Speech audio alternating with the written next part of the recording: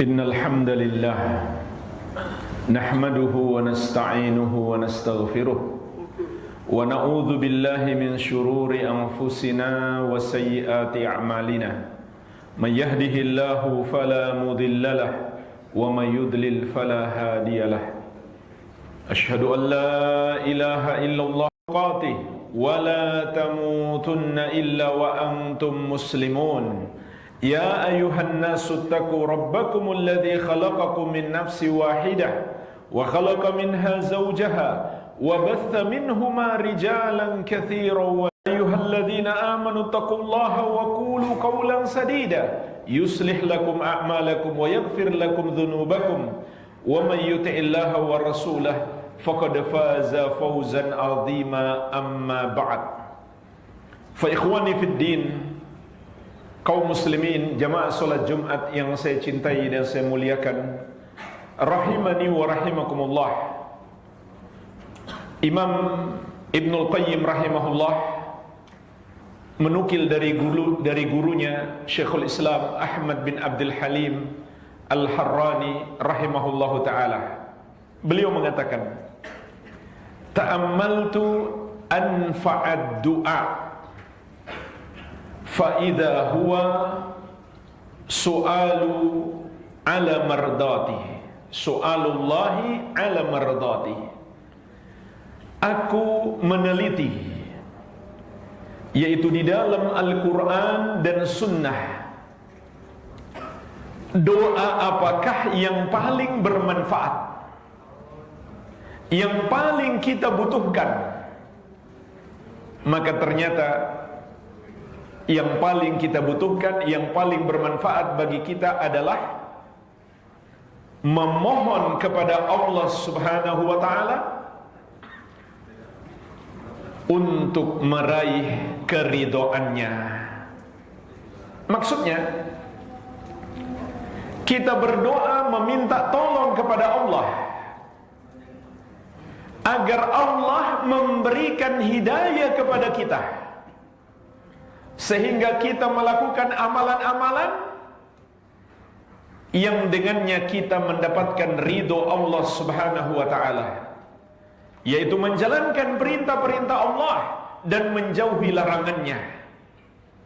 Inilah jamaah sekalian doa yang paling bermanfaat, doa yang paling kita butuhkan, meminta hidayah kepada Allah Subhanahu wa taala.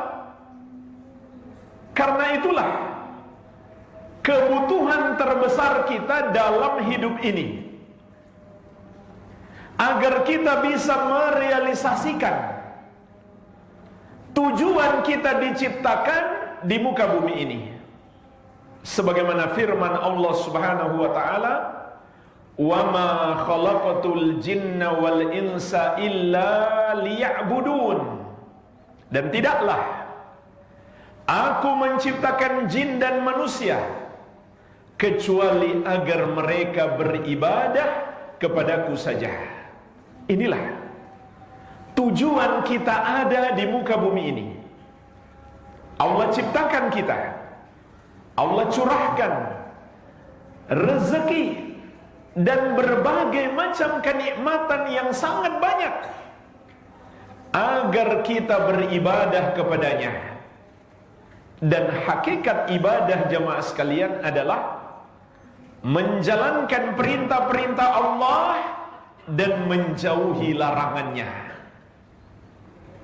Dan kita murnikan semua amal ibadah kita hanya untuk Allah semata. Serta kita niatkan dalam setiap amal ibadah kita, maka kita hanya mengharap balasan dari Allah. Itulah yang disebut dengan ibadah yang ikhlas. Dan juga kita amalkan ibadah itu sesuai petunjuk Nabi Muhammad sallallahu alaihi wa ala alihi wasallam. Inilah hakikat ibadah. Dan ketahuilah jemaah sekalian, kita tidak akan sanggup beribadah kecuali Allah berikan pertolongannya kepada kita. Allah berikan hidayah kepada kita.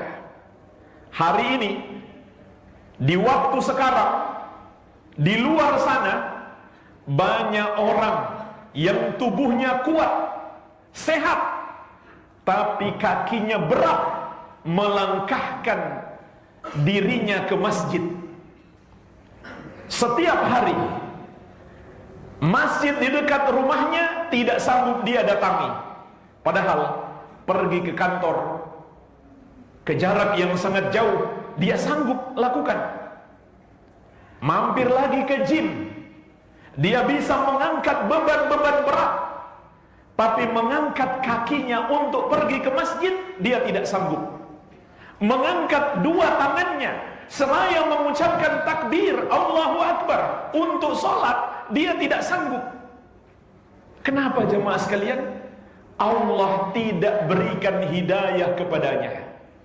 Jadi ini bukan soal tubuh yang kuat, yang sehat, bukan soal waktu luang, tapi dia tidak dapat hidayah. Allah tidak berikan pertolongan kepadanya. Maka jemaah sekalian, ini yang paling kita butuhkan kepada Allah. Betul, kita juga butuh Allah berikan makanan, Allah berikan harta, Allah berikan istri dan keturunan. Tapi ada yang jauh lebih kita butuhkan daripada itu, yaitu pertolongan Allah agar kita bisa menjalankan perintahnya dan menjauhi larangannya. Agar kita bisa sholat, agar kita bisa berpuasa, berzakat, berhaji, berumroh, bersedekah, berbakti kepada orang tua, berbuat baik kepada tetangga, berakhlak mulia, dan semua amal ibadah. Kita semuanya butuh pertolongan Allah Subhanahu wa ta'ala. Dan Allah tegaskan, walaula fadlullahi alaikum wa rahmatuhu ma zaka minkum min ahadin abada. Kalau bukan karena anugerah dan rahmat Allah kepadamu, maka tidak seorang pun darimu yang dapat menjalankan perintahnya dan menjauhi larangannya selama-lamanya. Rasulullah SAW bersabda, laulallah mahtadaina wala sumna wala sallaina. Kalau bukan karena Allah, kita tidak akan mendapatkan hidayah, tidak bisa pula kita melakukan sholat, tidak bisa pula kita melakukan puasa. Tidak bisa kita berpuasa, tidak bisa kita sholat, kalau bukan Allah yang memberikan hidayah kepada kita. Jadi kalau jemaah sekalian, jangan heran seorang kakek tua dengan tubuh yang rentah, betapa sulitnya dia pergi ke masjid, tapi dia masih sanggup melakukan itu. Bahkan dia di shaf awal, mengalahkan anak-anak muda. Sebelum adzan dia sudah ada di masjid. Jangan heran, ini bukan soal kekuatan fisik, tapi hidayah yang Allah berikan kepadanya.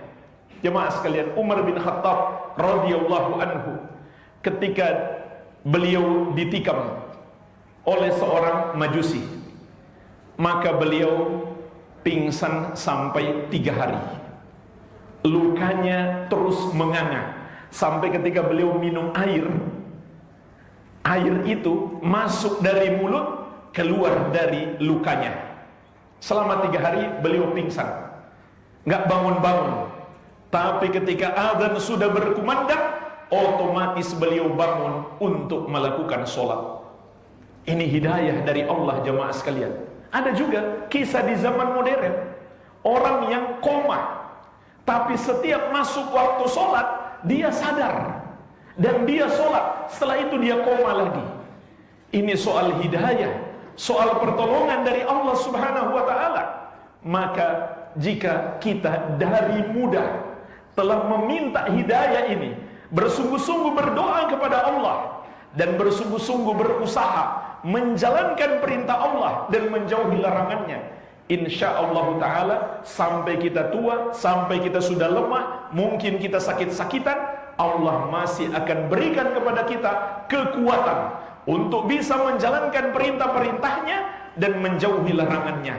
Sampai kapan jemaah sekalian?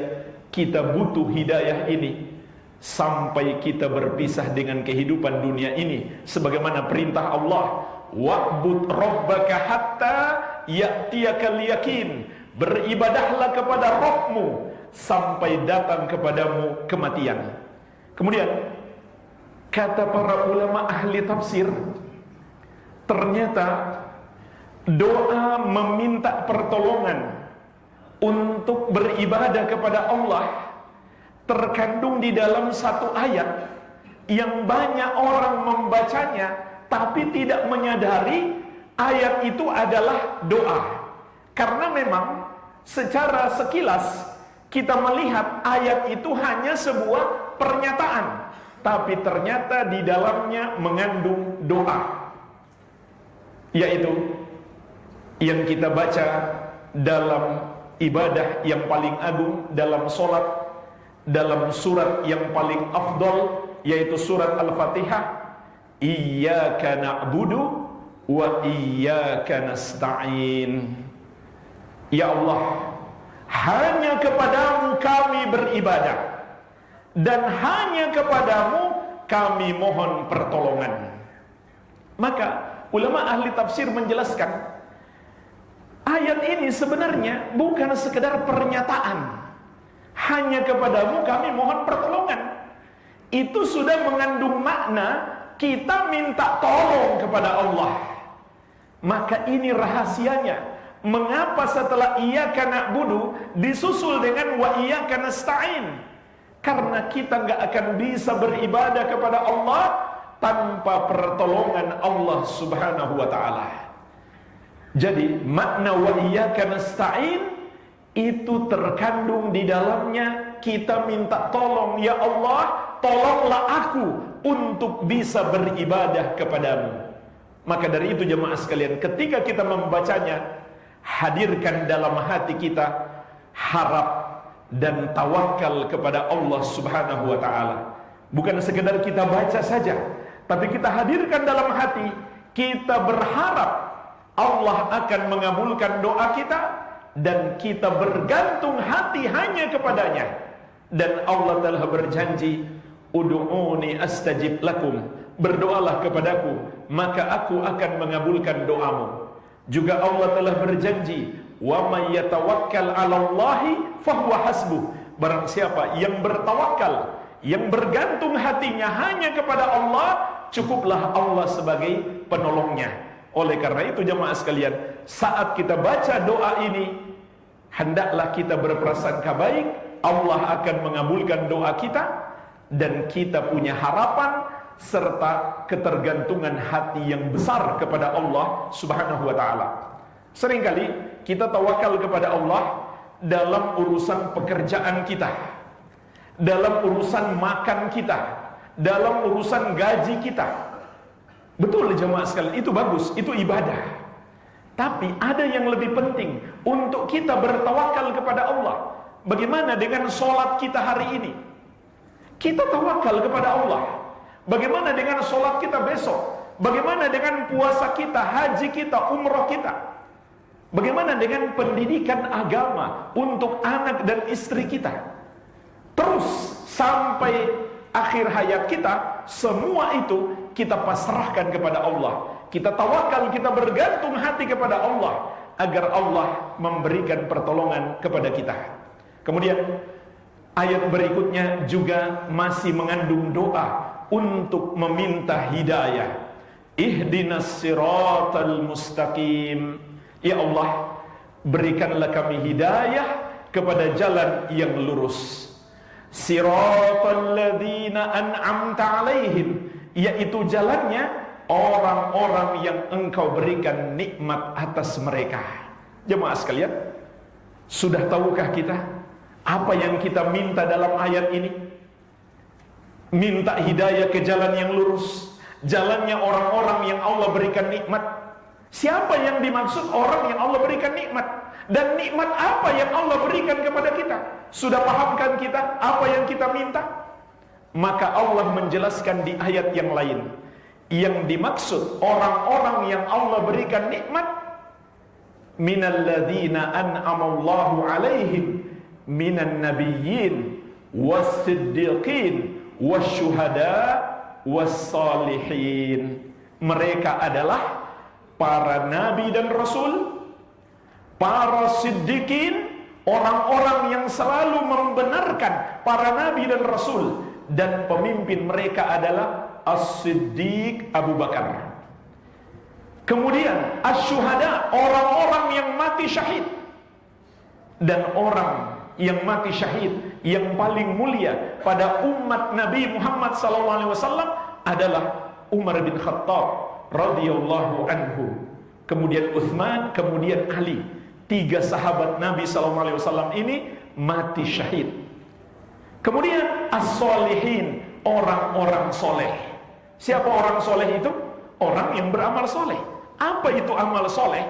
Amal soleh itu adalah amalan yang terpenuhi padanya 2 syarat.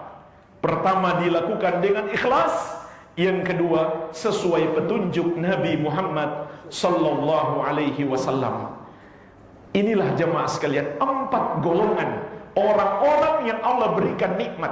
Para nabi dan rasul, para siddiqin, orang-orang yang selalu membenarkan para nabi dan rasul, para syuhada, orang-orang yang mati syahid di jalan Allah, mati di jalan Allah, dan orang-orang soleh. Inilah yang setiap hari kita minta kepada Allah agar diberikan petunjuk ke jalan mereka, jalan orang-orang yang Allah berikan nikmat. Lalu nikmat apa yang Allah berikan kepada mereka?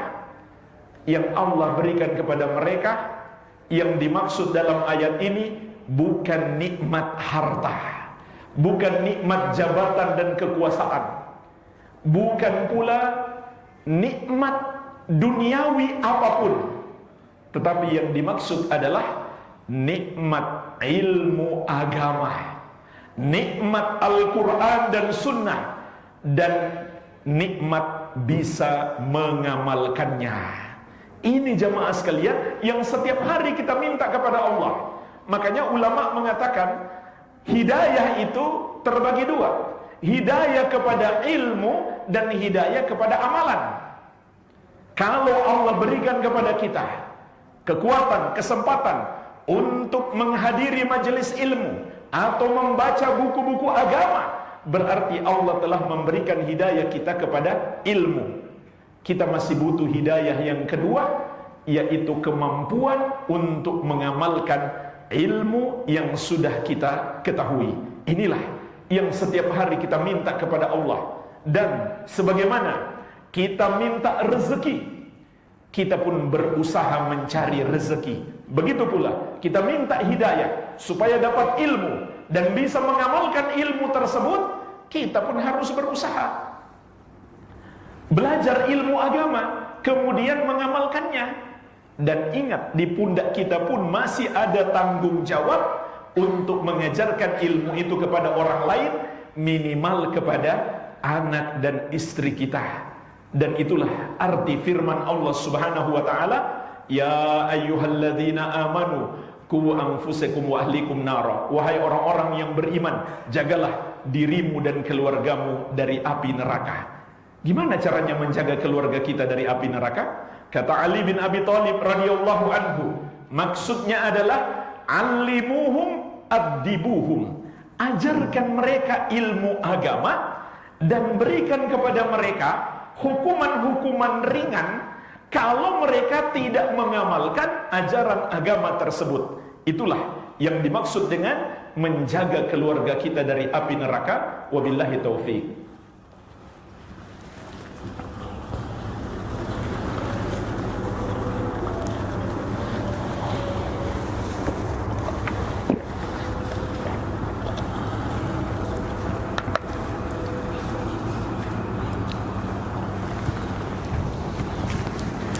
Alhamdulillah, wassalatu wassalamu ala rasulillah wa ala alihi wa sahbihi wa man walah, wa la hawla wa la quwwata illa billahi, amma ba'd. Kaum muslimin jamaah salat Jumat yang saya cintai dan saya muliakan, rahimani wa rahimakumullah. Kemudian kita masih melanjutkan doa kita dalam setiap solat kita minta perlindungan kepada Allah, ghairil maghdubi alaihim waladdallin, bukan jalannya orang-orang yang engkau murkai atas mereka, dan bukan pula jalannya orang-orang yang tersesat. Kita minta perlindungan kepada Allah. Ya Allah, jangan engkau jadikan aku termasuk dalam dua golongan ini, golongan yang engkau murkai dan golongan orang yang tersesat. Siapa dua golongan ini jemaah sekalian? Ayat ini telah ditafsirkan langsung oleh Rasulullah SAW. Beliau menjelaskan kepada kita, al-maghdub alaihimul yahud wad-dolinan nasara.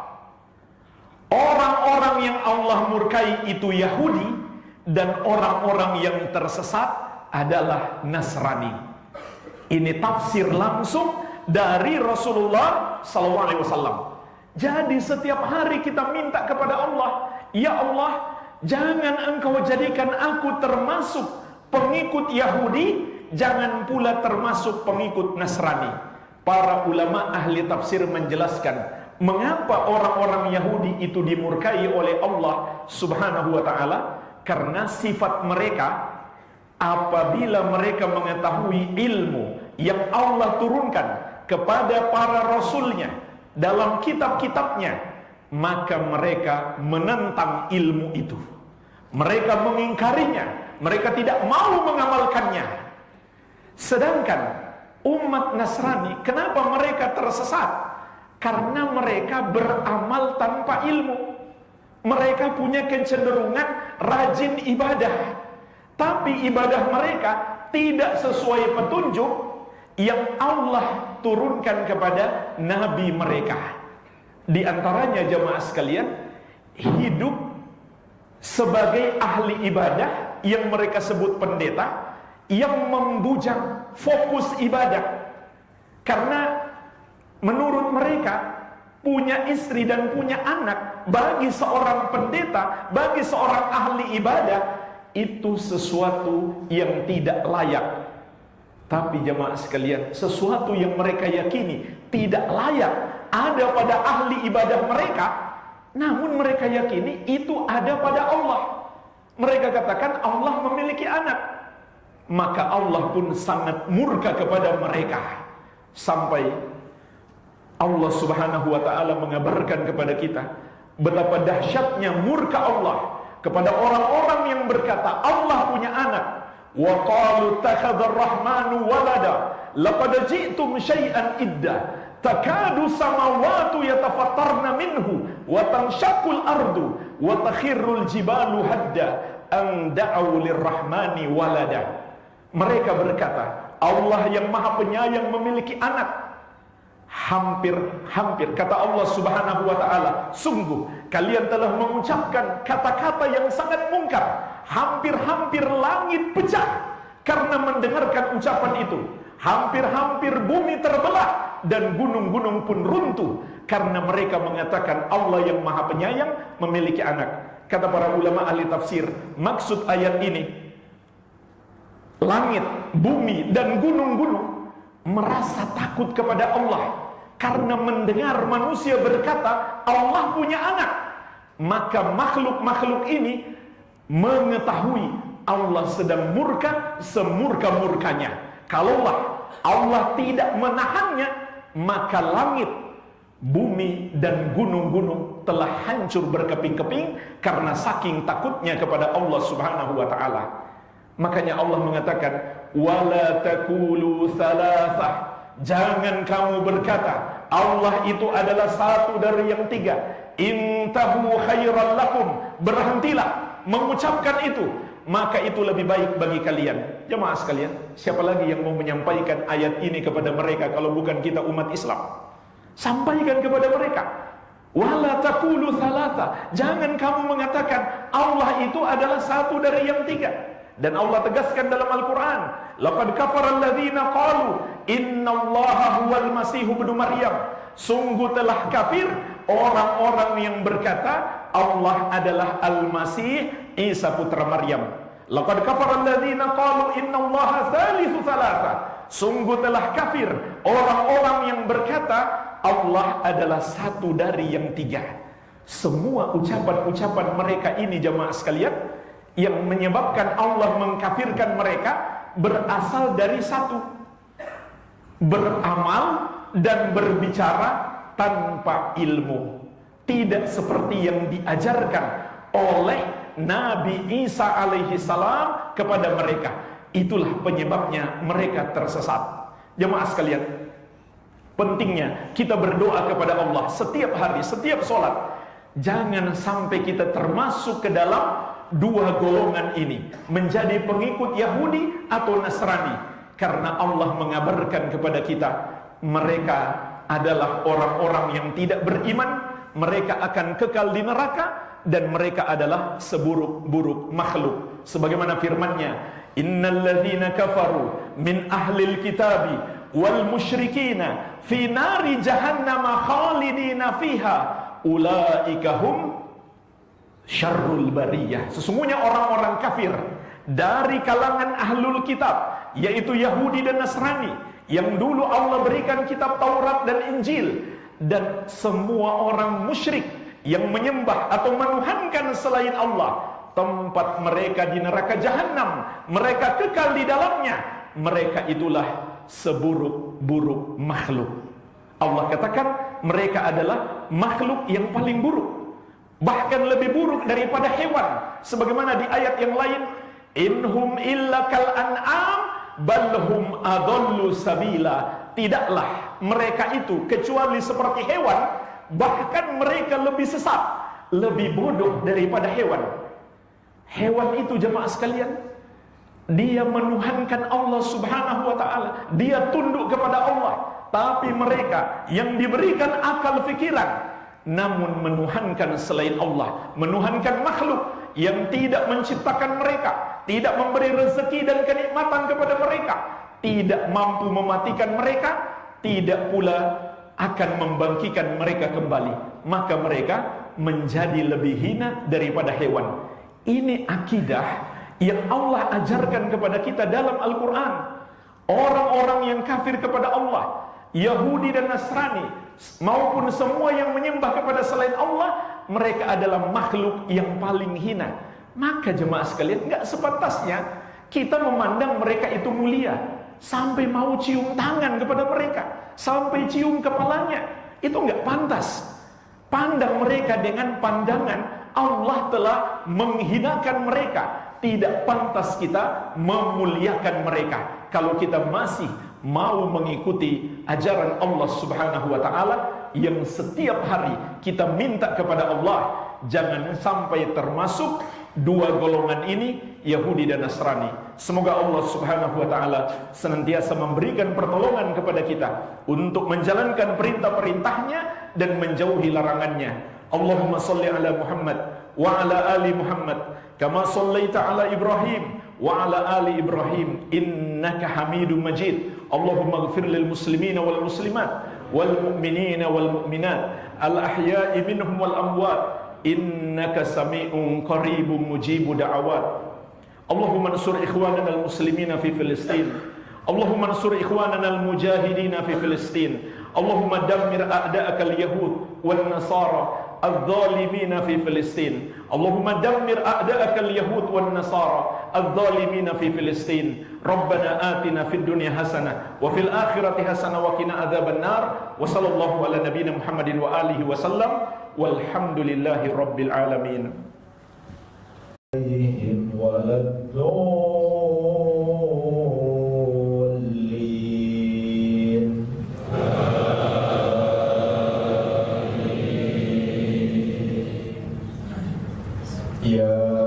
أيها الناس اعبدوا ربكم الذي خلقكم والذين من قبلكم لعلكم تتقون الذي جعل لكم الأرض فراشا والسماء بناء وأنزل من السماء ماء وأنزل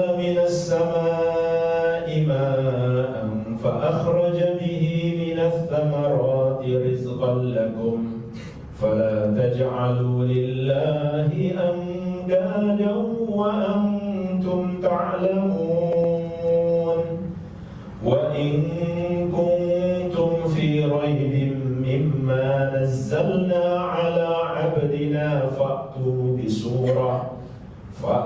بسورة من مثله وادعوا شهداءكم من دون الله إن كنتم صادقين فإن لم تفعلوا ولن تفعلوا فاتقوا النار التي وقودها الناس والحجارة أعدت للكافرين. الله أكبر.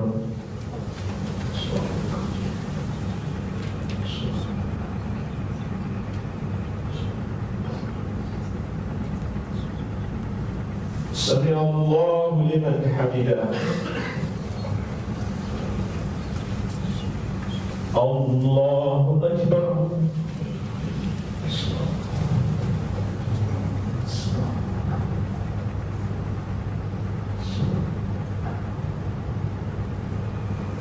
الله أكبر.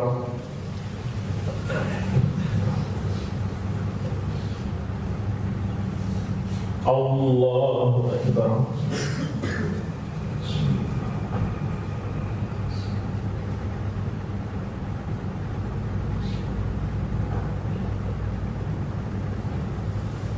الله أكبر.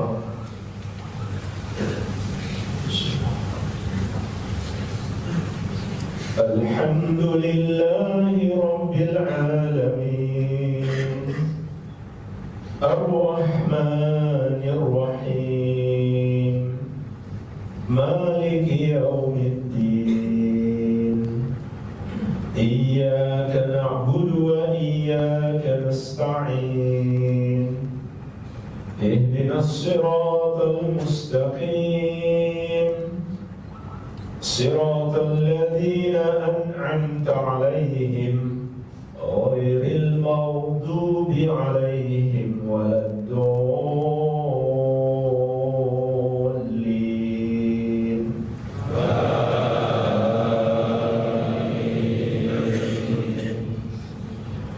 وبشر الذين آمنوا وعملوا الصالحات أن لهم جنات تجري من تحتها الأنهار كلما رزقوا منها من ثمرة رزقا قالوا هذا الذي رزقنا من قبل وأتوا به متشابها ولهم فيها أزواج مطهرة وهم فيها خالدون. الله أكبر.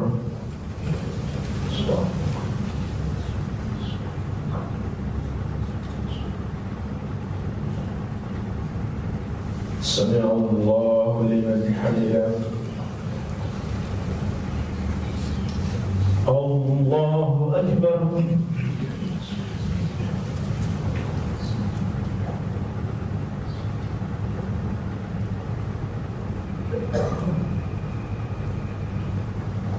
الله أكبر.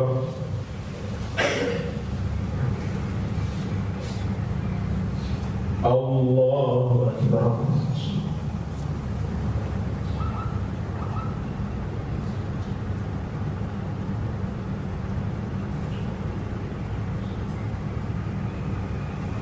الله أكبر.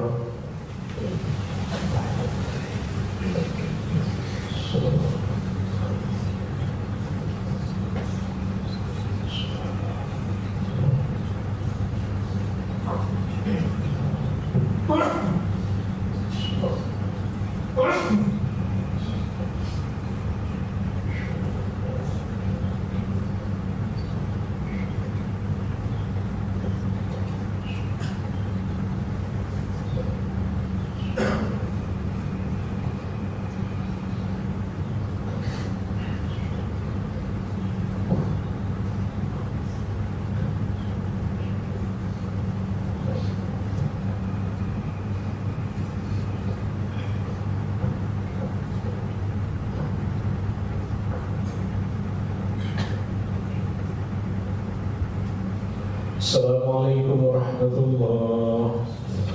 Assalamualaikum warahmatullahi.